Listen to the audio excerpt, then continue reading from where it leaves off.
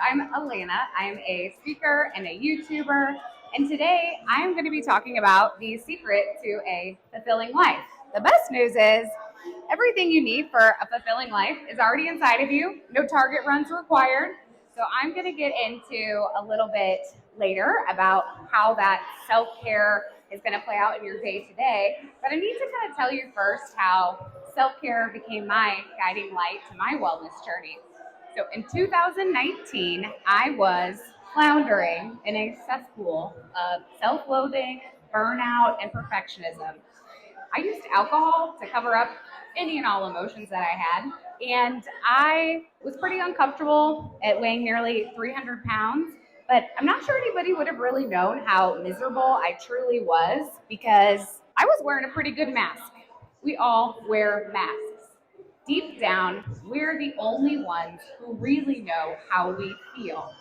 And my wellness journey began when I became inspired by a group of new friends that were in the holistic wellness space. And I saw how good they felt, how happy they were by focusing on their health. And I'm like, I want that for myself. I'm going to get that for myself. I chose self care and self compassion as my guiding lights for my wellness journey. And it actually really all started with a simple mantra: I am kind to myself.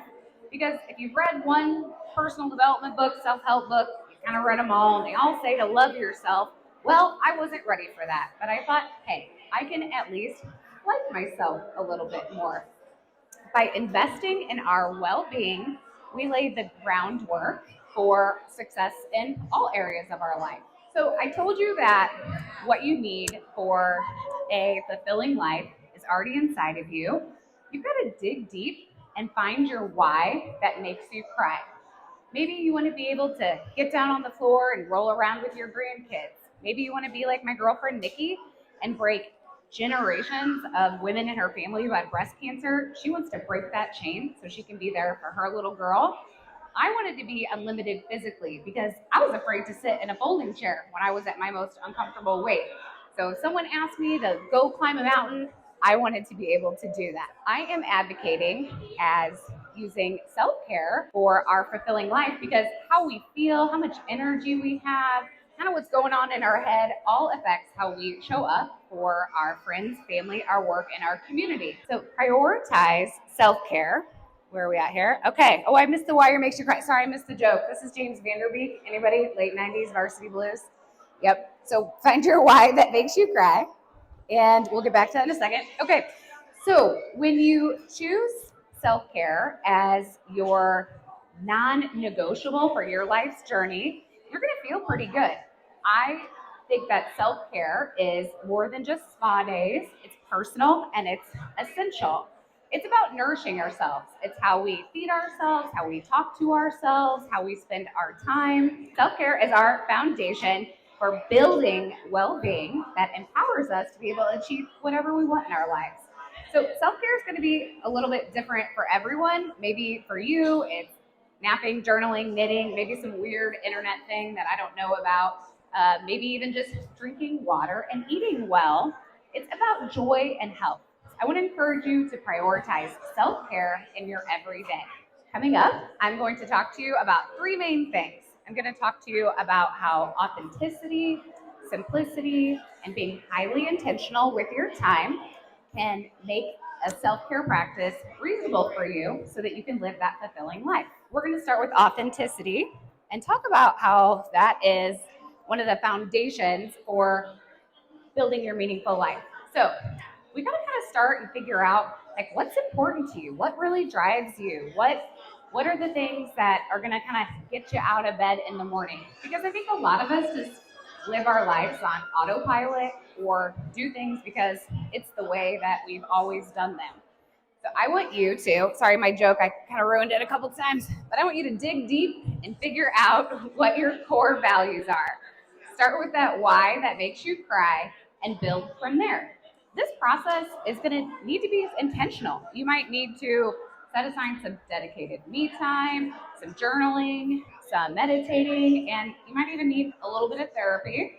But ultimately, what we're trying to do is set a baseline of criteria for how we make decisions in our life to make sure that they're contributing to our ideal self and how we want to feel. The first thing you have to do to kind of get on the nitty gritty and be authentic is figure out if the voice in your head is yours. And a good guide to know if that voice is yours or someone else's, if you feel yourself coulding, shoulding, woulding, have toing, those are usually programming that you picked up from friends, family, culture, or society. Those are things you can just go on ahead and ignore. So if you feel like you should volunteer for that next thing for your group or your organization, but you don't have the capacity for that, you're not going to show up as your best self anyway. Would that time be better spent rejuvenating yourself in nature or planning healthy meals for the week? I want you to consider it as cultivating an investment within yourself. That's what establishing your authenticity is. And when you are consistently choosing to make choices that are right for you, you are not only taking care of yourself, you're setting a positive example for your community by setting boundaries and having standards. So when you take care of yourself, you're not just looking out for number one, you're showing others how it's done. And you're prioritizing your well-being isn't selfish. It's actually an investment that increases your capacity to be there for others. The whole you can't pour from an empty cup kind of thing. I just thought I'd say it with bobbleheads here instead. That would roll with that a little bit. The next thing I wanted to talk to you about is other people's voices in your head. We talked about that, but let's take it a step further. Where this comes into play is, let's say you've said yes to too many things during the week. You're feeling drained. You're regretting money that you're spending on takeout. You have to spend the whole weekend recovering because you went too hard during the week. You've got to make sure that you are living for you. And when you hear other people's voices in your head, or they're putting on you or shoulding on you, those are things that you can just go on ahead and ignore. It is about you and how you're going to feel at the end of the day. That's what we have to really focus on. Those people aren't making your calendar. They're not the ones who have to make time for their family. They're not paying your bills or scheduling your therapy appointment. So we can just go on ahead and ignore other people's thoughts and opinions about what we should do. So next, I'm going to talk to you a little bit about simplicity. Simplicity is one of the other sort of stepping stones to creating a fulfilling life. Because if we want to do more things, we're going to have to strip back some other things. So when we're talking about simplicity, I know a lot of people are like, Elena, you don't know my life. Like, self-care sounds great, but like I couldn't possibly fit another thing in my schedule. You can. Anything and everything that you do, I want you to approach with, how can I make this more simple?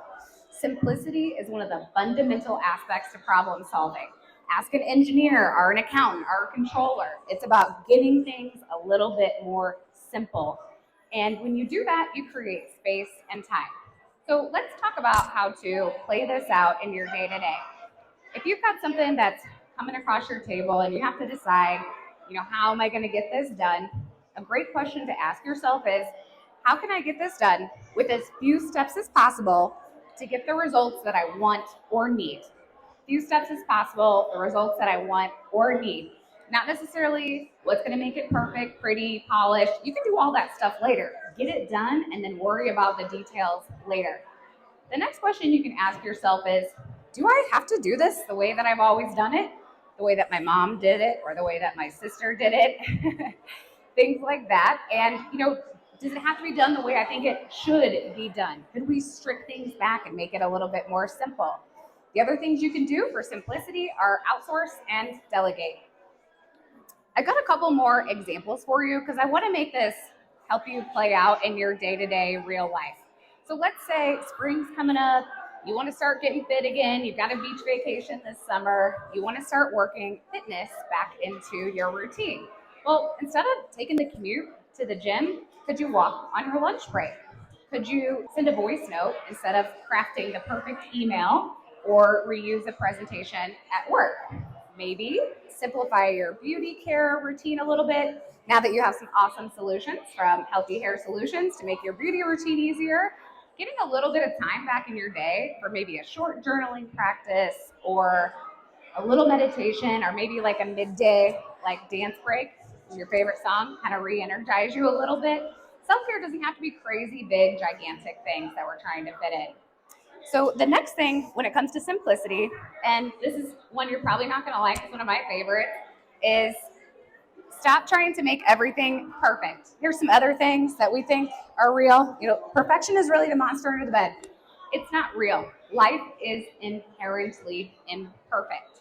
I want you to think about the last thing that you went the extra mile for. Did anyone even notice? I'm talking to you, Mom, who like rolls her silverware and matches everything. It's really cute, but sometimes not everybody notices that. Are those kind of things going to get in the way of enjoying yourself by trying to add too many steps to things? So one of my favorite phrases around this, and again, I'm probably see some people squirm, but it's done is better than perfect. Let's get it done. Get it off your plate. Get it off your to-do list. So done is better than perfect. You're welcome. That's a little nugget. Take it home with you. And the next thing I want to talk about is when we're streamlining our life, we have to establish a set of clear criteria for solving our problems, for making decisions that align with those core values that we talked about earlier, and stay to those core values. And when we do that, if something comes across our table and we're like, should I do this? Should I not do it? If it's not going to get you closer to that you want to be or get you closer to your goals, don't do it. That's a time saver right there. Just stop doing stuff that doesn't feel good or you don't want to do.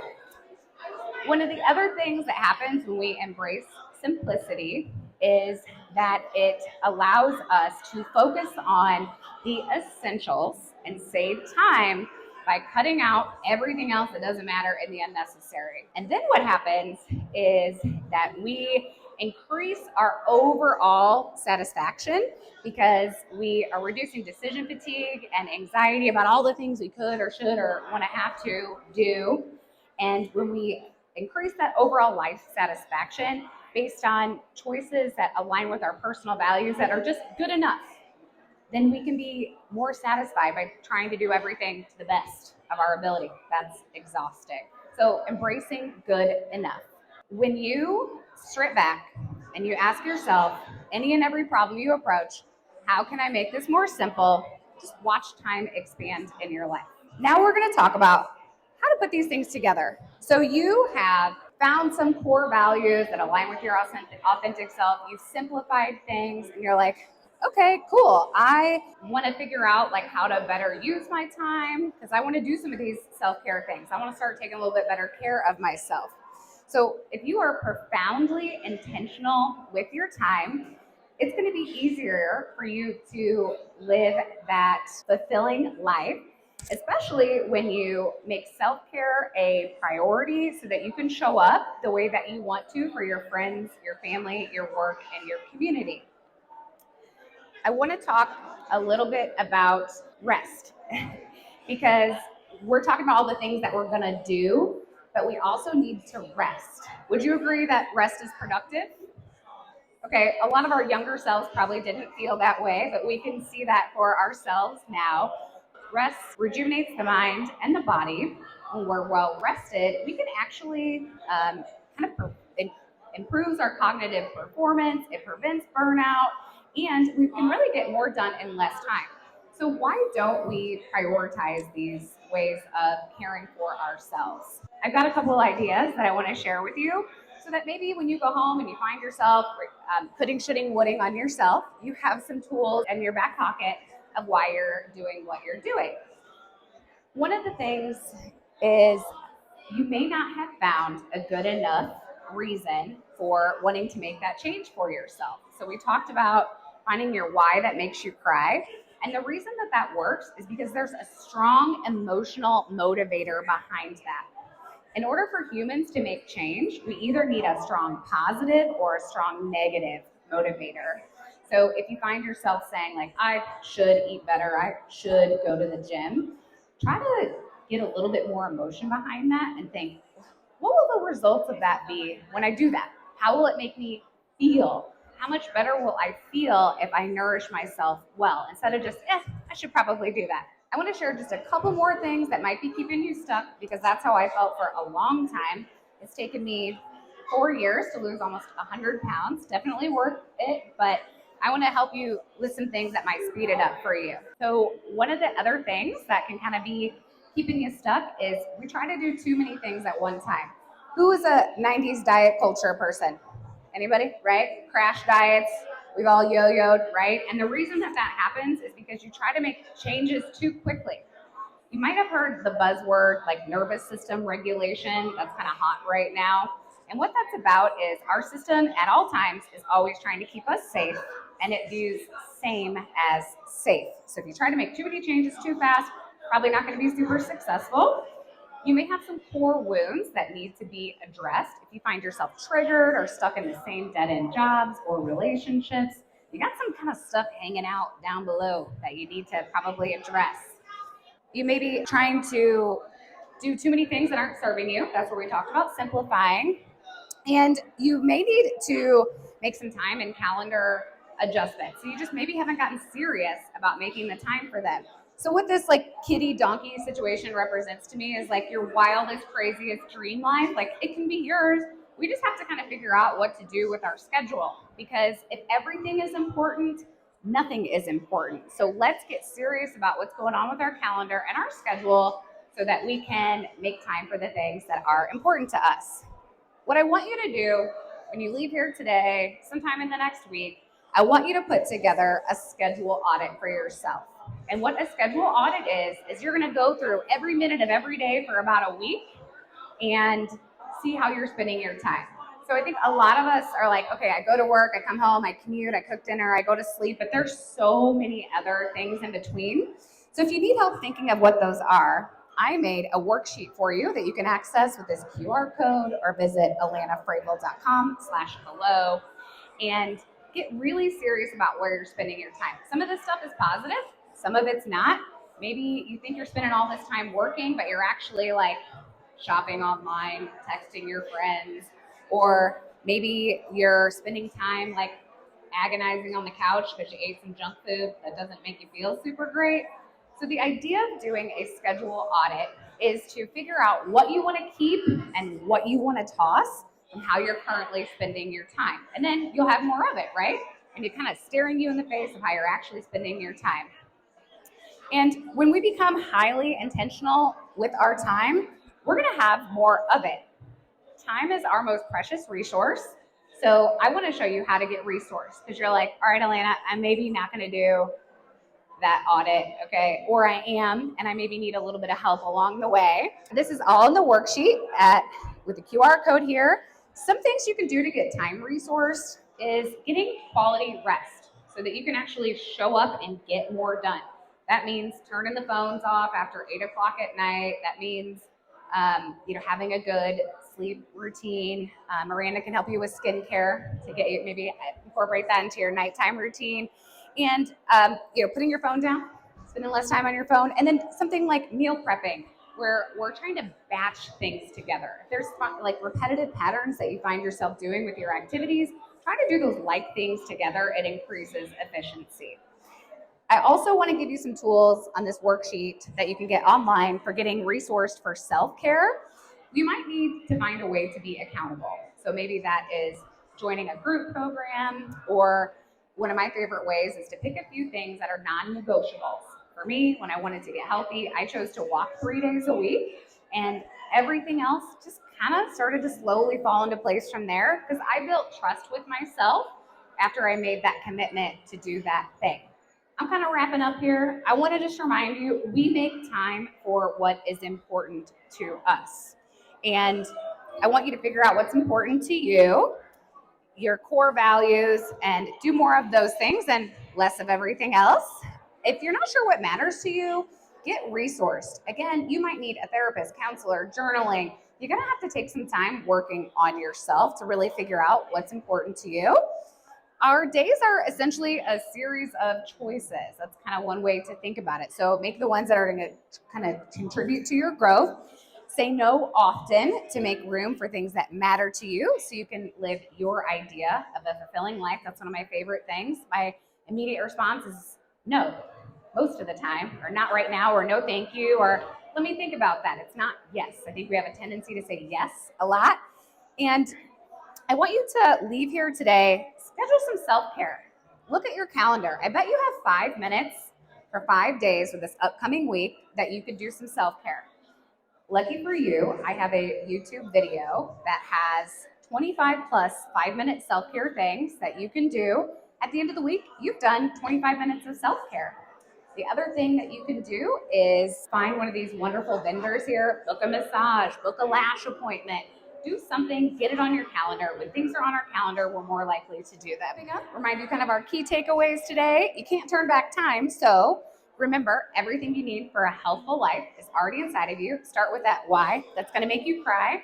Live authentically. Who else are you going to be but you? Simplify everything. Start with gentle, gradual adjustments to your lifestyle change. Things are more likely to stick. Be profoundly intentional with your time, and remember to be kind to yourself.